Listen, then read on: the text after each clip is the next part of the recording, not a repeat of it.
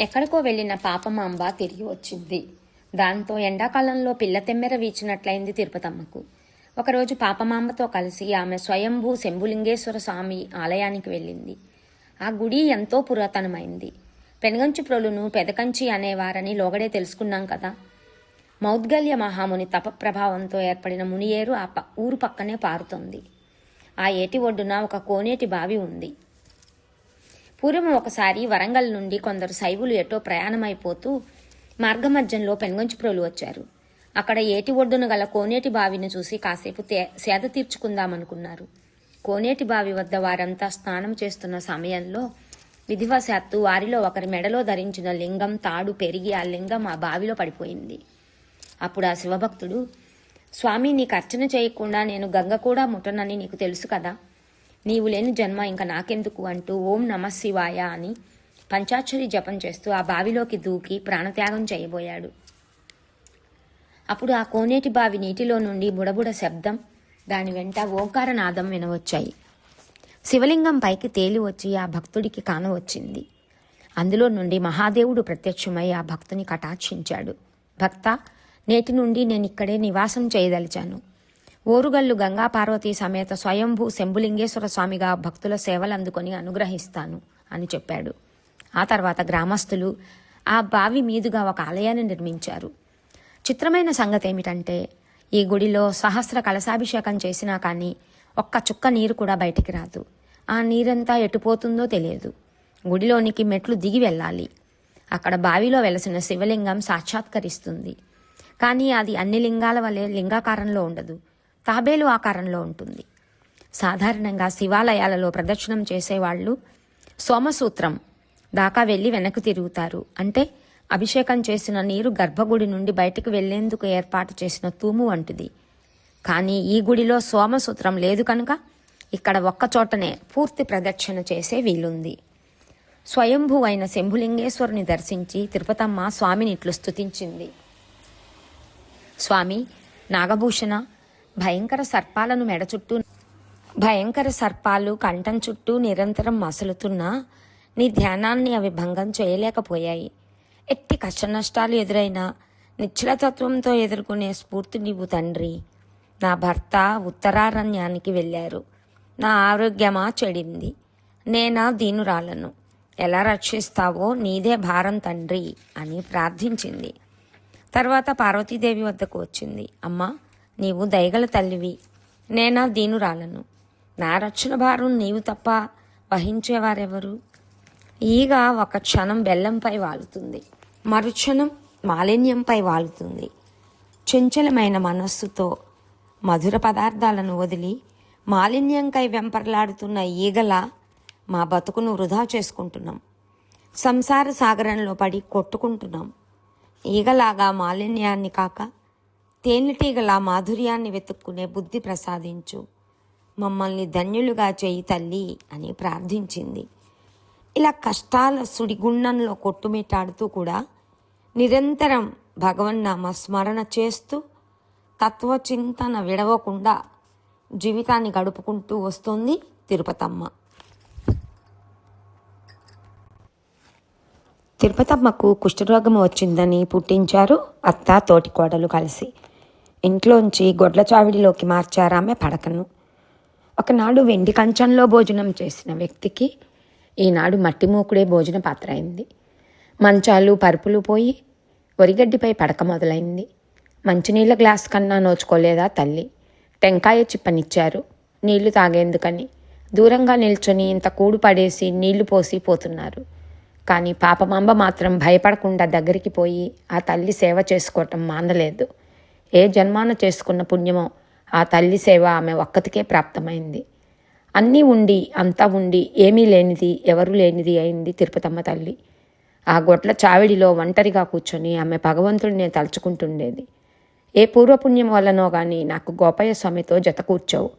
ఆయన పాదపద్మాలపై నా మనసు నిలిచేలా చేశావు. ఎన్ని కష్టాలు ఎదురైనా నిన్ను మరవని భాగ్యం కలిగించావు. నీవు నాకేం తక్కువ చేశావు? అయినా కోరిక మానవ సహజం కనుక నా భర్తను నన్ను కలుపు. మా ఇద్దరిది విడివడని బంధంగా చెయ్యి, అనుగ్రహించు అని ఆ భగవంతుణ్ణి వేడుకునేది. తిరుపతమ్మ ఎంతో నిబ్బరంగా ఉంది. కానీ పాపమాంబకు ఆమె పరిస్థితి చూసి కాలు చెయ్యి ఆడలేదు. తిరుపతమ్మ, ఎన్నో పురాణ గాథలను అందరికీ వివరించి చెప్పే నీ వంటి భక్తురాలికి ఏమిటమ్మా ఈ పరీక్ష? సముద్రంలో అలల కన్నా విరామం దొరకవచ్చేమో, కానీ నీ కష్టాలకు మాత్రం కాసింతైనా సందు రావటం లేదే. ఇన్ని కష్టాల మధ్య ఇంత నిశ్చల చిత్తంతో ఎలా ఉన్నావు తల్లి?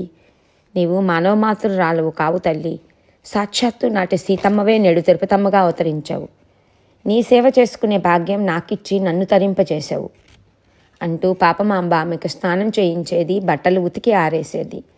క్రితం రోజు ఉతికి ఆరేసి ఉంచిన బట్టలను ధరింపజేసేది. గోశాలను శుభ్రం చేసేది. వరిగడ్డిని సర్దివేసి చక్కగా పక్క ఏర్పరిచేది. ఆమె ఉంటున్న ప్రాంతాన్ని చక్కగా ఆవు పేడతో అలికి ముగ్గు పెట్టి ఉంచేది. తిరుపతమ్మకి ఇప్పుడు వేరే ధ్యాస లేదు. తన భర్త గురించిన చింత, భగవంతుని గురించిన చింతన తప్ప. పాపమాంబకేమో తిరుపతమ్మ గురించిన ఆలోచనే. ఇక తిరుపతమ్మ అత్త తోటి కోడళ్లకు తిరుపతమ్మను ఇంటి నుండి పంపేశామన్న సంతోషం కలిగినా కొడుకు వచ్చి ఏమంటాడోనన్న సంశయం మరో పక్క పీడిస్తూనే ఉంది. అక్కడ గోపయ్య గోసేవలో నిమగ్నుడై ఉన్నాడు. ఒకనాటి రాత్రి ఆయన మనసెందుకో కలత చెందింది. ఎంత ప్రయత్నం చేసినా శాంతి కలగలేదు. కంటికి కొంచెం కూరుకు వచ్చిందో లేదో తన భార్య చావు బతుకుల్లో ఉన్నట్లు ఒక పీడకల వచ్చింది. తెల్లవారుజామున ఇలాంటి పాడుకల వచ్చిందేమిటా అని ఆయనకు మనసు నిలవలేదు. వెంటనే తన ఆవుల కాపలా పనిని తోటి వారికి వప్పజెప్పి తాను హుటాహుటిన బయలుదేరి పెనుగంచిప్రోలు చేరుకున్నాడు. తన ఇంటికి పోయి అమ్మా అని వీధి వాకిలి తట్టి పిలిచాడు. కొడుకు పిలుపు విన్న తల్లికి సంతోషం ఒక ప్రక్క, కోడలి గురించి ఏమంటాడో అన్న కించ మరొక పక్క కలిగాయి. లేచి వెళ్ళి తలుపు తీసింది. కొడుకు లోపలికి రాగానే ఆవుల సంగతి, ఆ సంగతి, ఈ సంగతి అడుగుతుందే కానీ మంచినీరు కావాలా, అన్నం తిన్నావా అని అడగటం మర్చిపోయింది. పైకి ఇంత గంభీరంగా ఉన్న లోపల ఉన్న కంగారు వలననే ఆమెకు తల్లిగా తనకు సహజంగా తోచవలసిన కొడుకు అన్నపానాల సంగతి అడగాలన్న మాట కూడా తోచకపోయింది. చివరకు ఆ మాట గుర్తుకు వచ్చి, భోజనానికి లేవరా అబ్బాయి అన్నది తల్లి. ఇంతసేపు గోపయ్య కళ్ళు తిరుపతమ్మకై వెతుకుతున్నాయి. కానీ ఆ రోజులలో సంప్రదాయం ప్రకారం భార్య గురించి అడిగేందుకు బిడియపడ్డాడు. చివరికి భోజన సమయంలో అమ్మా నీ కోడలు కనిపించదేమి, పుట్టింటికి కానీ పంపావా అని అడిగాడు. తల్లి ఏమాత్రం సందేహించకుండా అవునరా అబ్బాయి, వాళ్ళ అమ్మ నాన్నను చూసొస్తానంటే వెళ్ళిరా అమ్మా అన్నాను. నీ వస్తావని అనుకుంటే ఉంచేదాన్నే అని తడుముకోకుండా అబద్ధం చెప్పింది. తల్లి మాటలు గోపయ్య నమ్మి నిశ్చింతగా పడుకొని నిద్రపోయాడు. గోపయ్య ఉదయాన్నే లేచి తల్లిదండ్రులకు పాదాభివందనం చేసి తిరిగి ఆలబందల వద్దకు ప్రయాణమైనాడు. దారిలో శంభులింగేశ్వరుని దర్శించాలనిపించి మునియేటి ఒడ్డుకు వెళ్ళాడు అనుకోకుండా. మునియేటి ఒడ్డుకు మళ్ళాడు అనుకోకుండా. అక్కడ ఏటి ఒడ్డున్న చలమలు తీసి మంచినీటిని కడవల్లో నింపుకుంటూ ఉన్న ఆడపడుచులు గోపయ్య రాకను గమనించారు. మామూలుగా సంసార స్త్రీలు రైతు పెద్దల ముందు నిలిచి మాట్లాడరు. అయినా వారిలో వయసు మళ్ళిన పెద్ద ముత్తైదులు ఒకరిద్దరు సాహసించి గోపయ్య గారి వద్దకు వచ్చి, అత్త సంగతి ఎలా ఉన్నా పెనిమిటివి నీకన్నా కాసింత దయ కలగలేదా ఆ తిరుపతమ్మ మీద అని అడిగారు. గోపయ్య ఆశ్చర్యంతో, అదేమిటి, నా భార్య పుట్టింటికి వెళ్ళిందటగా, ఏమైందని ఇలా అంటున్నారు అన్నాడు. అప్పుడు వాళ్ళంతా తిరుపతమ్మను అత్తా తోటికోడలు కలిసి పెట్టిన ఆరలనన్నింటినీ ఆయనకు పూస గుచ్చినట్లు చెప్పారు.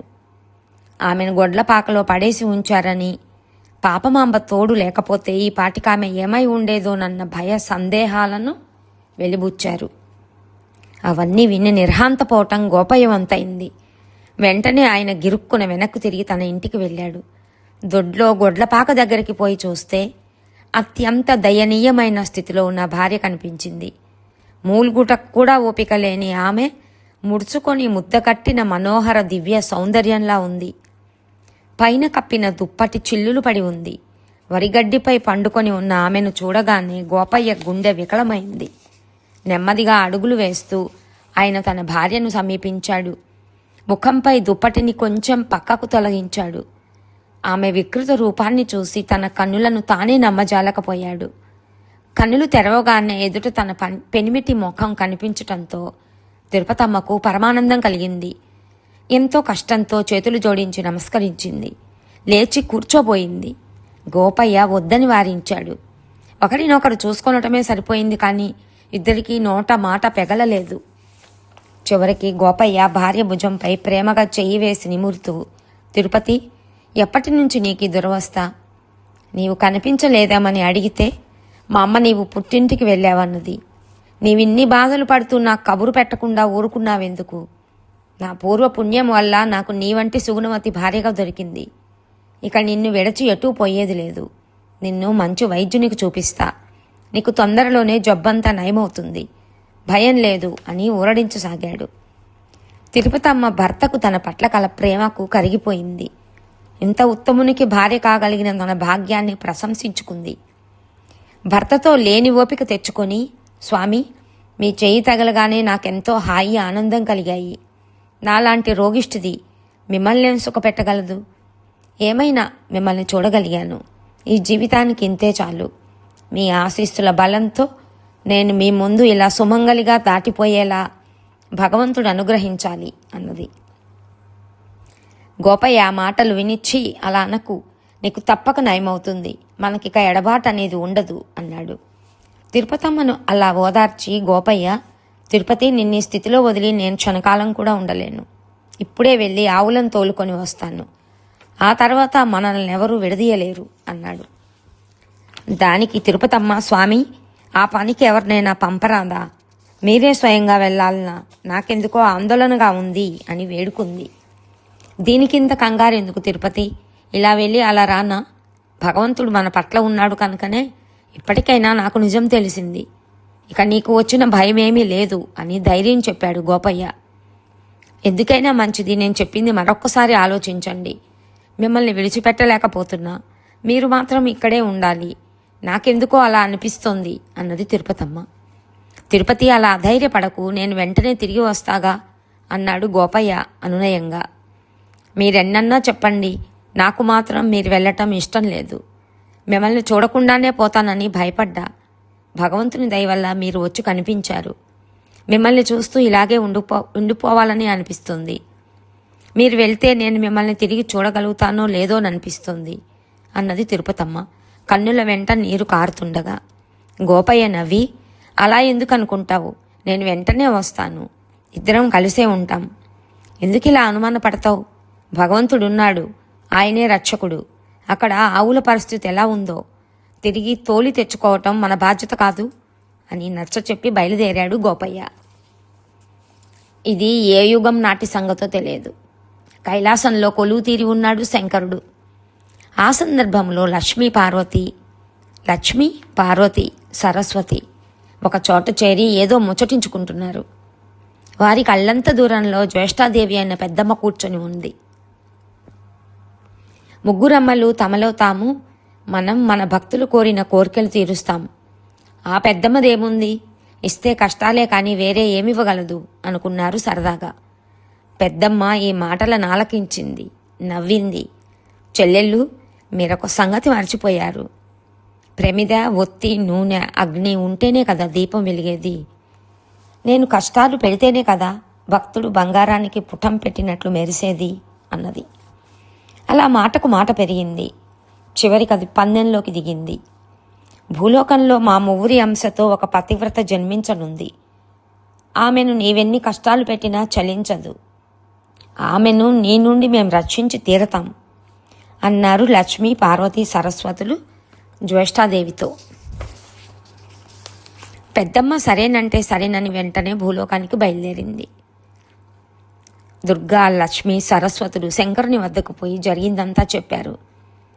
గంగ శివుని తలపై నుండి ఈ కథంతా విన్నది.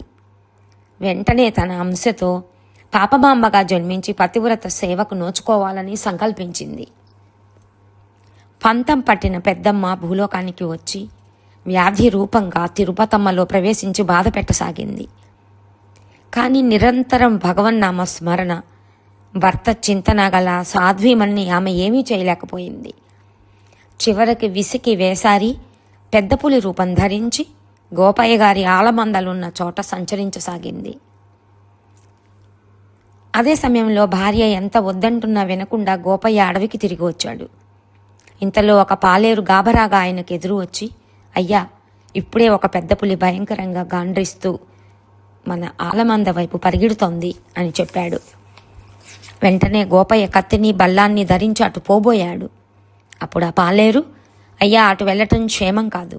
బతుకుంటే బలుసాకు తిని బతకొచ్చు. ఒకటో రెండో ఆవులు పోతే పోయాయి. మనం అటు పోతే ఆ పులి మనల్ని భక్షిస్తుంది, వదిలేయండి అని సలహా ఇచ్చాడు. ఓయి, గోమాతను పులికి అప్పగించి నా ప్రాణాలు కాపాడుకోమనా నీవు చెప్పేది?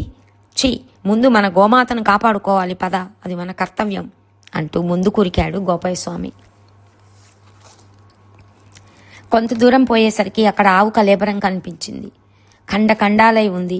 అయ్యో, నేను కాస్త ఆలస్యంగా రావటం వల్ల ఎంత అనర్థం జరిగింది. గోమాతను రక్షించుకోలేకపోయాను అని గోపయ్య ప్రాణం వెలువిల్లాడింది.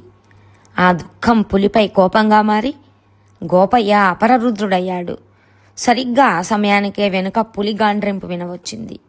వెనుతిరిగి కత్తి విసిరే లోపలనే పులి గోపయ్యపై పంజా విసిరింది. ఆ పులి మామూలు పులి అయితే గోపయ్య పరాక్రమం ముందది ఆగలేకపోయేది. కానీ అది మామూలు పులి కాదు, మాయా శార్దూలం, పెద్దమ్మ ధరించిన రూపం కదా. పెద్ద పులి తనను కబలించబోతున్నదని తెలిసినా వెరవక గోపయ్య ధైర్య సాహసాలతో దానితో పోరాడాడు. కానీ లాభం లేకపోయింది. చివరికి గోపయ్య శరీరం పెద్దమ్మకు నివేదనగా మారింది. కొంతసేపటికి పాలెగాళ్ళు డప్పులు మోగిస్తూ కాగడాలు జలిపిస్తూ అక్కడికి వచ్చారు. తన పని పూర్తి కాగానే పెద్దమ్మ అంతర్ధానమైంది. పాలెగాళ్లకు దొరికినవి గోపయ్య పాదరక్షలు, కత్తి, ఆయన రక్తంతో తడిసిన తలగుడ్డ, పీలికలైన ఆయన ధోవతి. అది చూసి వారంతా దుఃఖాన్ని ఆపుకోలేక బోరున ఏడ్చారు.